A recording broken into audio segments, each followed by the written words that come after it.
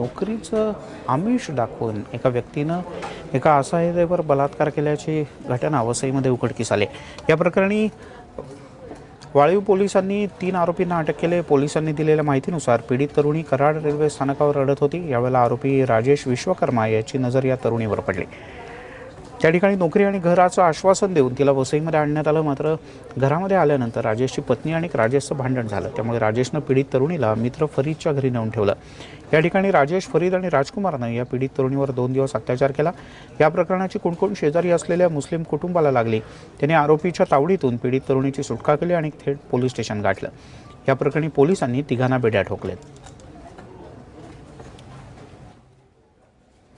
एका आरोपीची त्या मुलीशी कराड स्टेशनला, रेल्वे स्टेशनला ओळख झाली आणि त्याने तिला मुंबईला नोकरी लावून देतो, माझ्यासोबत चल म्हणून तिला तो वसईला घेऊन आला। नोकरी लावून देतो असं आमिष दाखवून 3 मित्रांनी तिच्यावर ठराविक अंतराने अत्याचार केले।